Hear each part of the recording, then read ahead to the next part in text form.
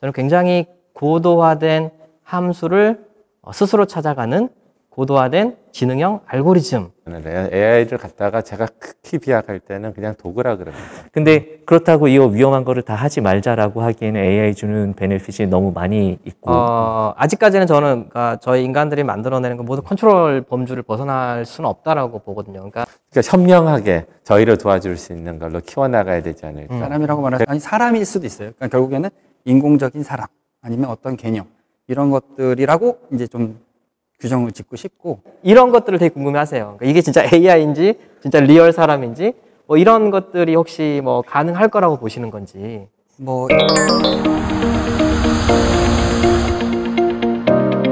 그 기계적인 뭐 인공장비라든지 이런 것들을 쓰시는 분들이 이미 사실 많이 있어요.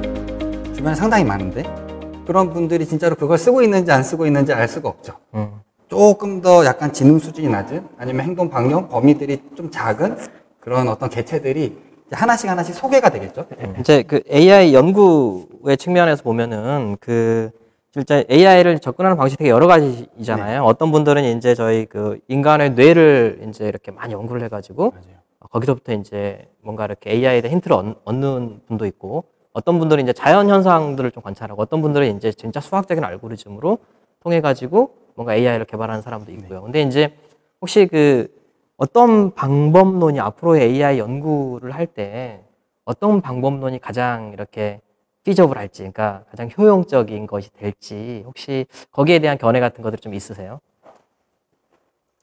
먼저들 하시죠. 저는 조금 다른 다양하기 때문에 알고리즘 그러니까 소프트웨어 측면에서 보자면 뭐 지금은 뉴럴넷을 모두들 쓰고 계신데요.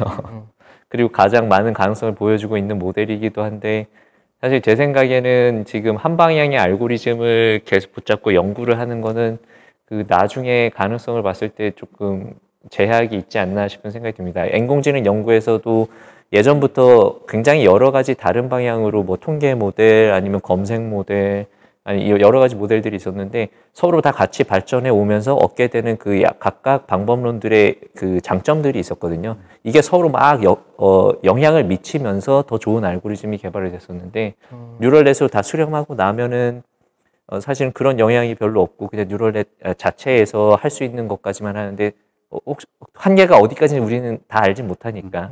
좀 큰 틀에서의 범위에서는 그러니까 바이올로직하게 어떤 뇌 뭐 시냅스니 뭐니 이런 복잡한 어떤 그런 것들을 가지고 이렇게 모형을 만들 수도 있겠고, 아니면 저는 이제 HCI를 또 같이 연구하는 사람으로서는 사실 사람들의 행동 패턴, 실제로 나오는 어떤 행동 양식 그런 것들을 바탕으로 이 사람들은 이런 프로세스를 거쳐서 의사결정을 하는구나.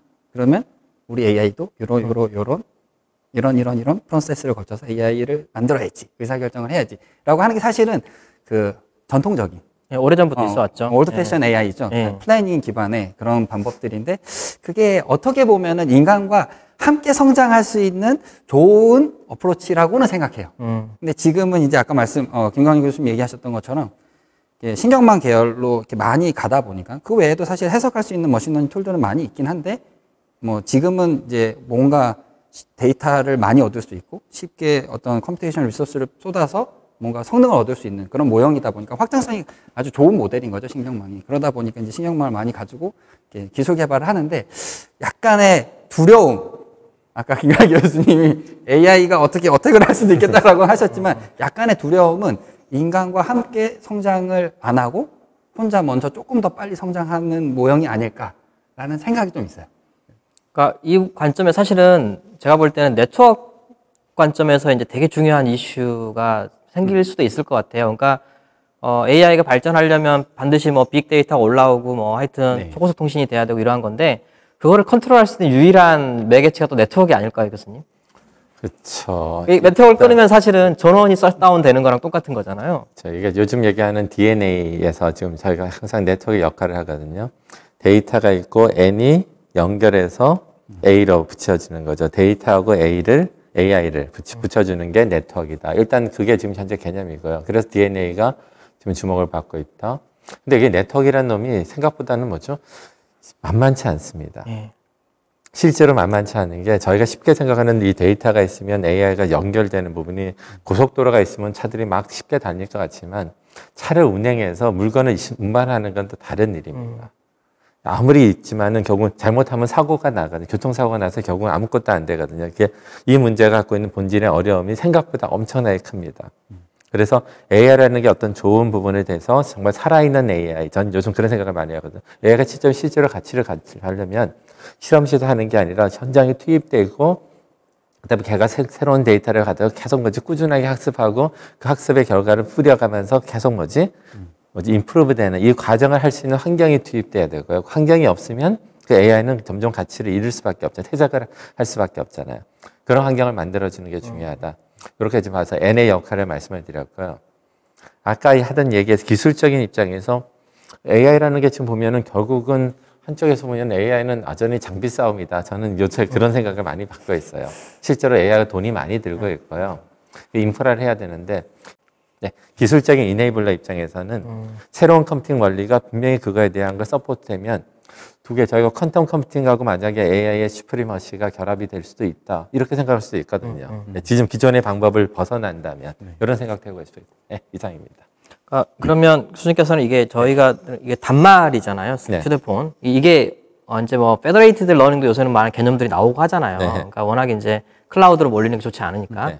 네. 그런 관점에서 저희 휴대폰이 이제 가까운 미래에 어느 정도까지 수준의 AI를 장착할 수 있을지에 대해서 아이디어가 혹시 어떻게 생각하시는지.